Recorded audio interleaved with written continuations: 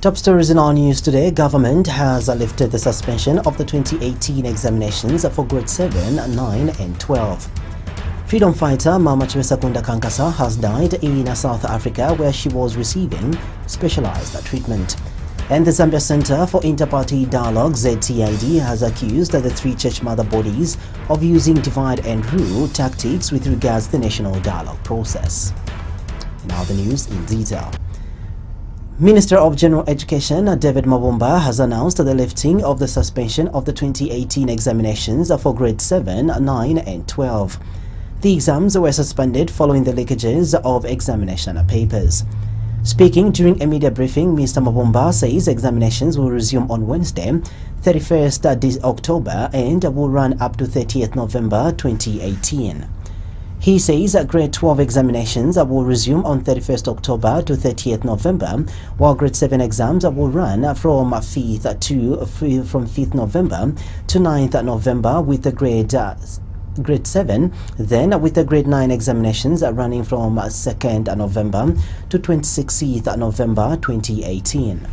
Mr. Mabomba has also announced the nullification of the grade 9 mathematics paper 2 examinations that was generally written in about 248 schools after he announced the suspension of the exams. He says investigations revealed that about 77 examination centers across the country tampered with the grade 9 mathematics paper 2, which was supposed to be written on 23rd October 2018. Number 2, 77 examination centers tampered with the envelopes of the 2018 mathematics paper 2, and some of them attempted to steal the envelopes. Some of them attempted to seal the envelopes with super glue or other adhesive materials. The highest numbers are in Central, Southern, Western and part of Copperbelt province. Number 3, there is an observation that the mushrooming tuition centers in most parts of the country have caused more harm than good, as they are a conduit to leakages and examination malpractices. Number 4, 6 2018 grade 9 examination papers were tampered with in the districts and schools. These shall be replaced. Ladies and gentlemen, as a consequence to the observation listed above, the Minister of General Education has made the following decisions. 1. Replace all the 6 2018 grade 9 examination papers with new ones. Number 2. Resume the conduct of all examinations effective 31st October 2018. Number 2. Speaking at the same briefing, Home Affairs Minister Stephen Kampyongo has warned all culprits involved in the leakage of examination papers that they will be brought to book. Mr. Kampyongo says the majority of the tampered examination papers were recorded in central and southern provinces. He has since advised provincial education officers to work with the police in curbing the leakages of examination papers. And to this goal, we are requesting all the PEOs to ensure they collaborate with our Provincial Joint Operations Committee, PJOCs, as they are distributing the examination materials, and where need be request for security backup where they think there could be vulnerable situations.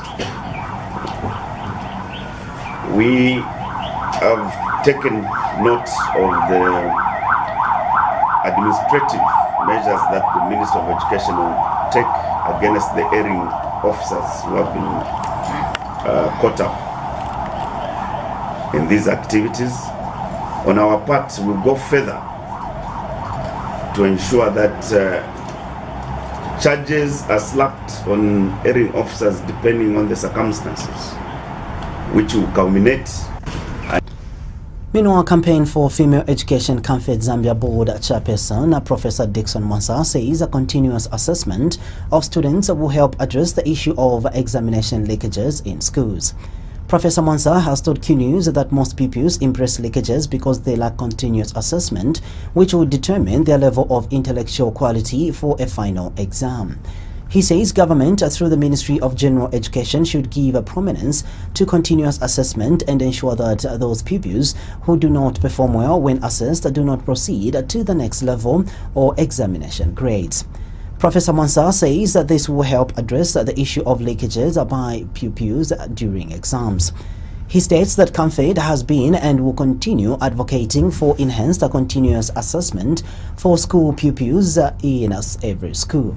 Professor Mwansa says that the continued and persistent problem of leakage is a mockery to the examination system in the country and require concerted efforts to address it. The trouble we have in the country now is that of leakages, and they make a mockery of the examination system.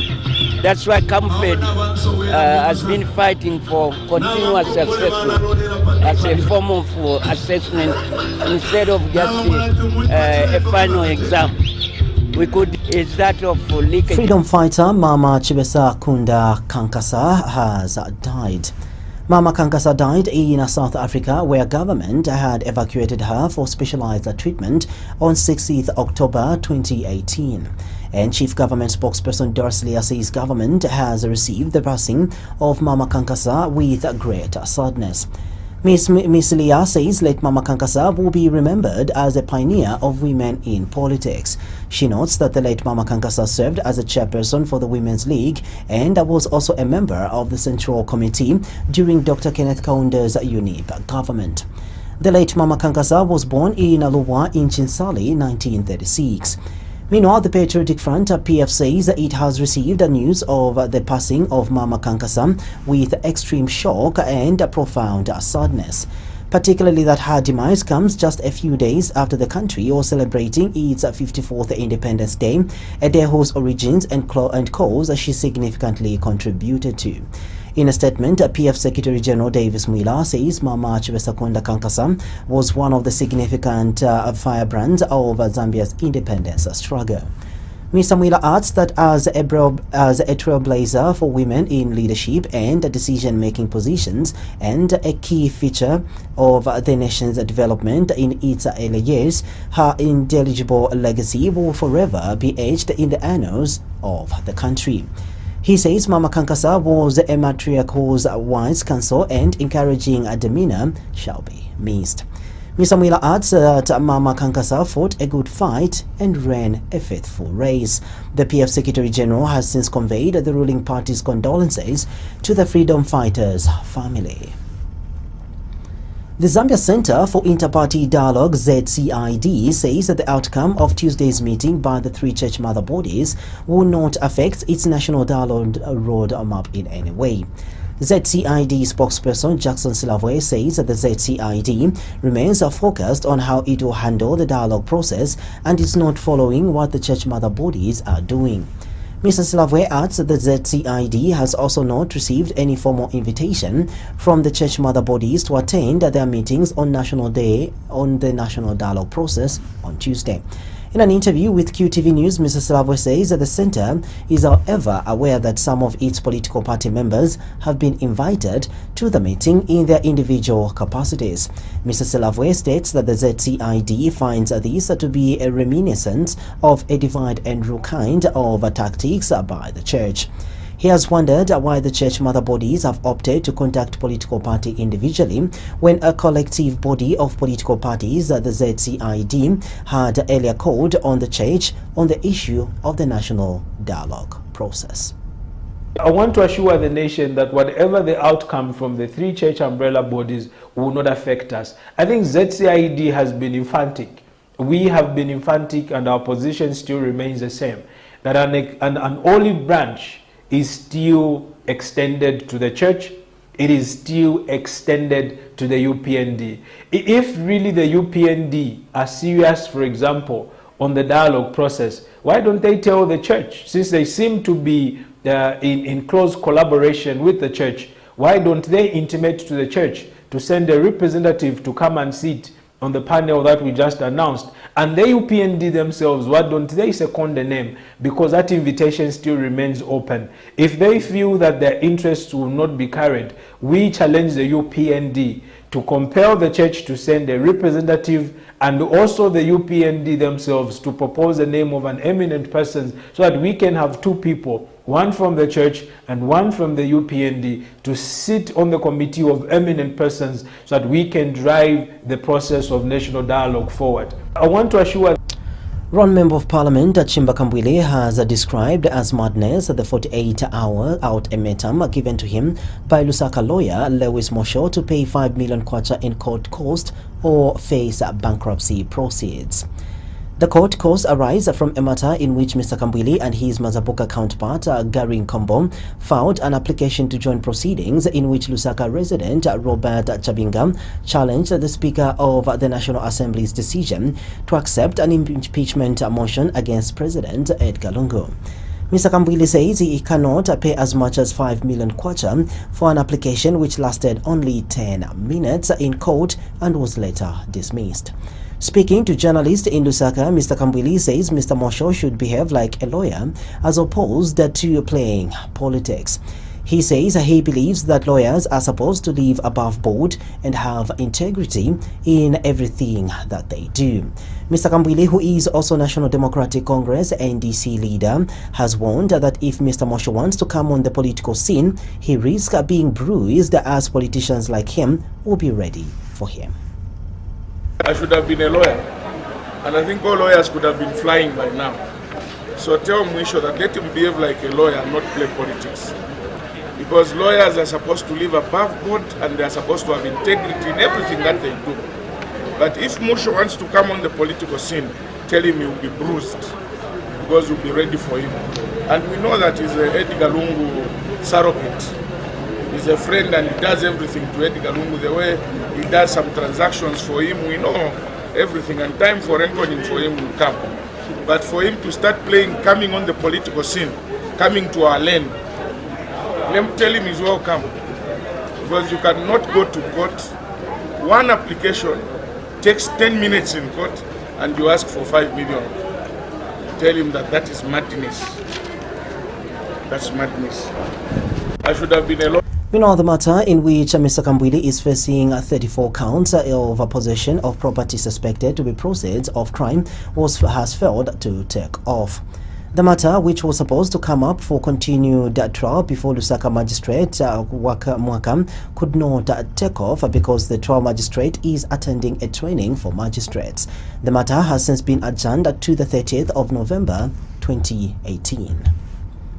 Chief Chamuka of the Lenje-speaking people in Chisamba district has urged fellow traditional leaders in the country to be custodians of positive cultural practices that can help fight child marriages in their chiefdoms.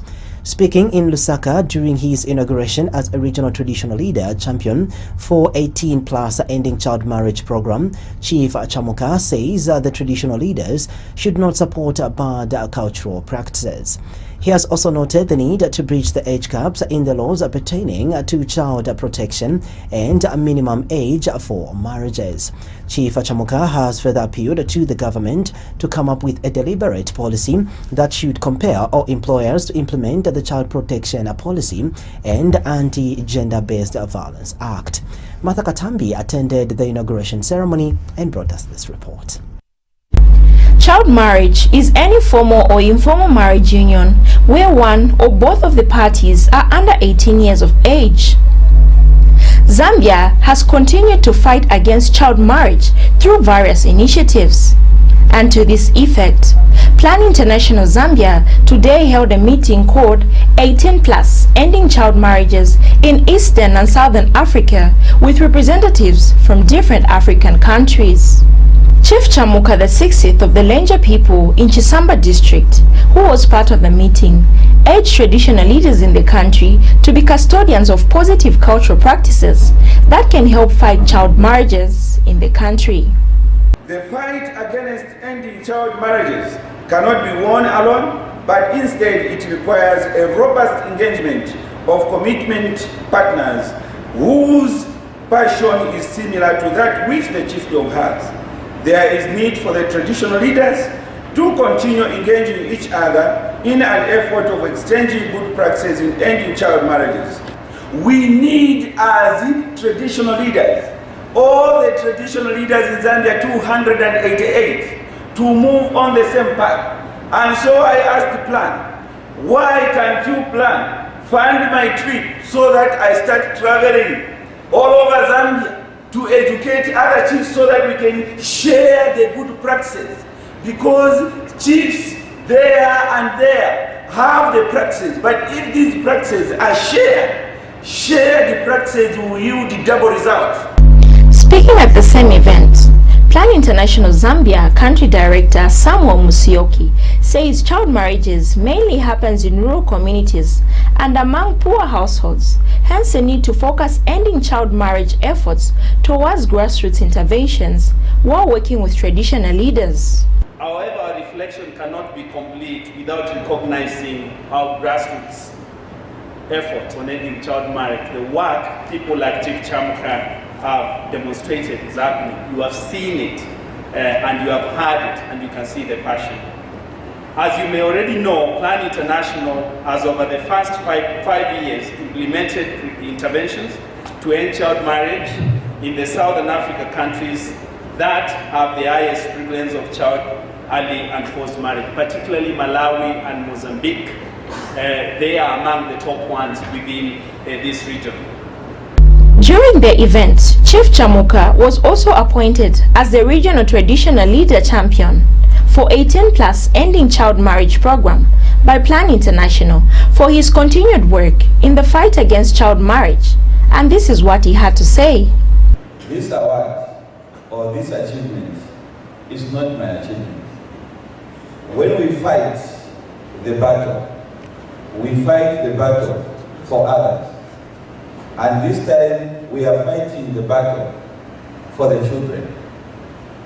And there are people who are helping us to fight the battle.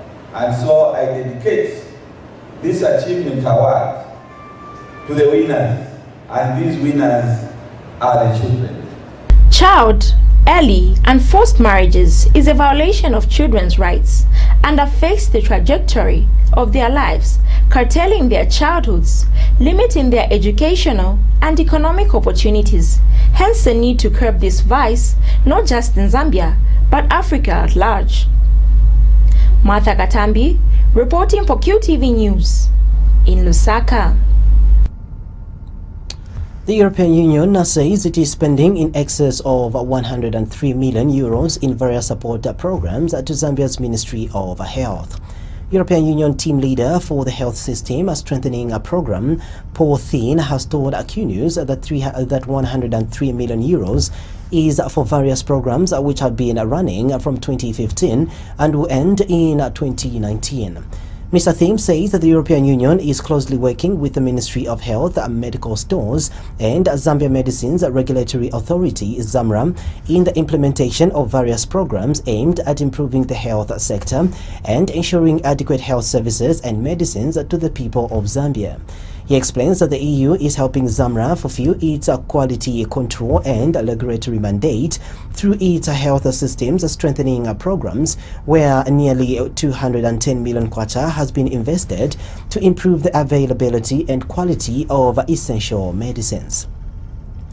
Mr. Thiem adds that the EU also has programs in place aimed at enhancing the ability of the medical stores limited to have quality control on medicines in coordination with ZAMRA and the Zambia Bureau of Standards, ZABS.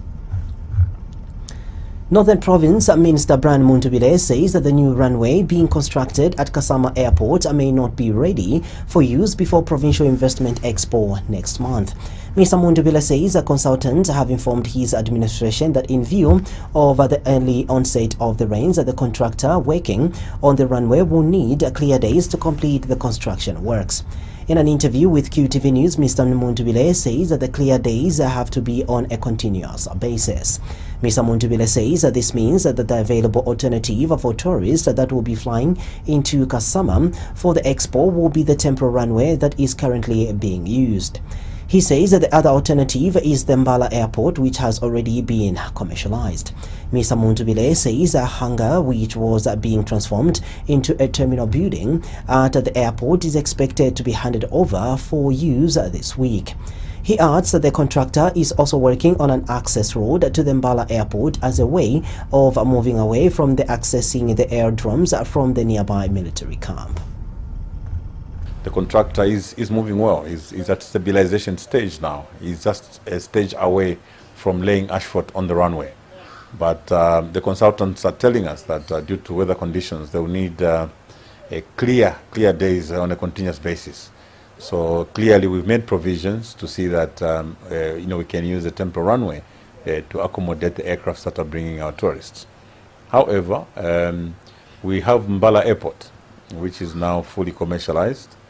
We've had contractors there working on the hangar which is being converted to a terminal building, and they're actually handing over the works this week. We also have a contractor that is making an access road into the Mbala Airport so that we'll move away from using the access into the military camp. So very clearly the remodeling of the airport will be completed within the next couple of days, and we should be able to accommodate the air traffic on these two airports. So we're very happy with the progress. The Eastern Province Permanent Secretary Chanda Kasolo has disclosed that a conglomerate is planning to set up a fossil fuel power generation plant in the province. Mr. Kasolo says that the conglomerate will work with a local company called Chipata Power Generation Limited in setting up the plant. In an interview with Q News, Mr. Kasolo says that once the power plant is set up, it will initially produce up to 300 megawatts of electricity in the first phase. He says that the company is also anticipating to start producing a further 300 megawatts in the second phase to bring the total capacity of a generation plant to 600 megawatts. The SADC Electoral Observer Mission in Madagascar has been launched.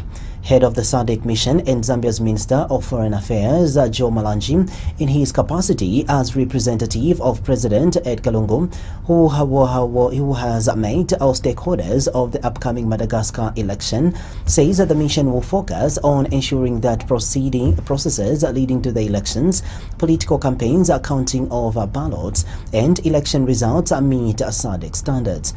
Mr. Malanji says that the SADC Election Observer Mission team was invited by the National Election Commission of Madagascar, has picked up 10 most populous provinces and regions out of the 22 regions. He says the mission will observe the elections using SADC guidelines governing democratic elections. Mr. Malanji states that the mission is in Madagascar to help strengthen democratic process and institutions of the country. Government has been urged to seriously consider calling for a stakeholders meeting on the failure by the Food Reserve Agency FRA to meet its 2018 maize purchase target. By Zaid Campaigns founder Evans Ngoma says it is true that the FRA has failed to meet its target of 500,000 metric tons of maize because farmers are holding on to the grain. There is need to engage in a dialogue. Mr. Ngoma says BIZ is ready to provide a platform where government and farmers' representatives can meet and find an amicable solution to the standoff. He has told QTV News that his organization's worry is that if farmers continue holding on to their maize, there is a likelihood that the grain may go to waste as some of them may not know how to preserve it. Mr. Ngoma states that it will be therefore in the best interest of the country that a way forward is found that the way forward is found before that the main they are holding on for the sale to the FRA. Our quest as BIZ, one of our 4 pillars is to create platforms for the stakeholders out there, the farmer representative, and the government agencies to come to this platform and then come up with a solution which is going to be a win-win solution, because you see, the farmer out there will end up holding on to maize and not knowing how to treat it, so we will have a loss of many metric tons of maize out there by the farmer because there is no market on the ground. So it is better to bring all these stakeholders together and discuss the way forward so that we can find a tangible solution which a farmer will be able to sell their maize and send their children to school and buy inputs. We are entering into a new season, a new farming season. So we are saying, let us sit and discuss. In transport news, the Public and Private Drivers Association of Zambia has proposed an upwards adjustment in speed limits on account of rehabilitated road infrastructure in most parts of the country. PPDSZ President Josama Majuru tells Q News that now that most of the roads have been rehabilitated and expanded, there is need for the speed limits to slightly be adjusted. Mr. Majuru says adjusting upwards the speed limits will address the challenge of congestion and add meaning to the whole essence of road expansion and rehabilitation. He says with the current good roads in most parts of the country, it does not really make sense for vehicles to be moving at a slow pace. He states that most of the speed limits were arrived at way back before most roads were expanded and rehabilitated, hence the need to have them adjusted.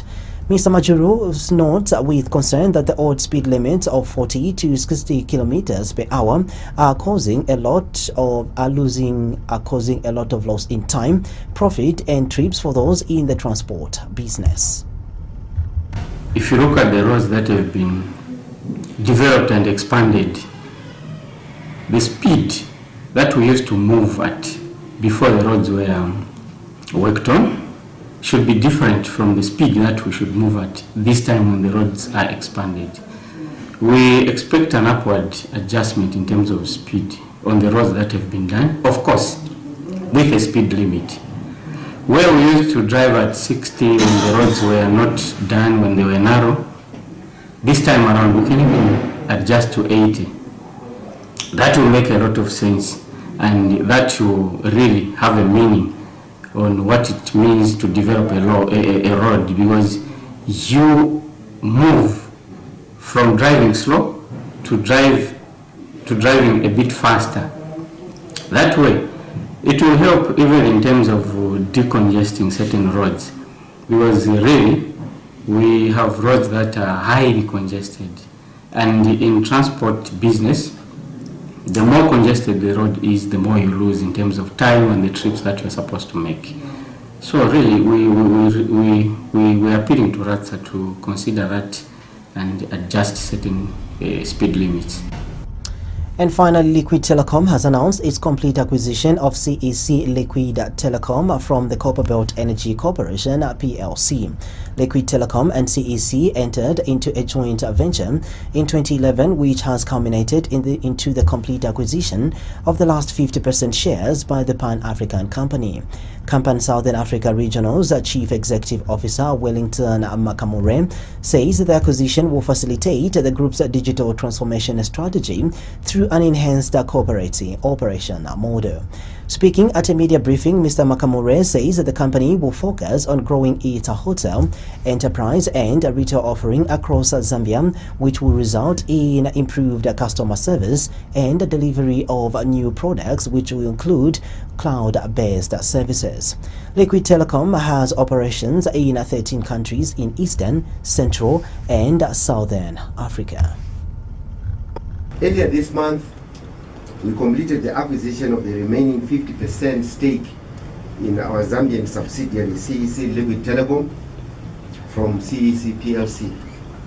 This means that CEC Liquid Telecom and its retail arm High Zambia are now fully owned by the Liquid Telecom Group. The acquisition will enable us to do several things. It will allow us to focus on growing our wholesale, enterprise, retail offering across Zambia, resulting in improved customer service and delivery in the new products that we are offering. It will mean that we can invest further, and we intend to invest further in our fiber network in Zambia in all our products in Zambia. Earlier, That's all we had in our news. Thank you for your time and God bless.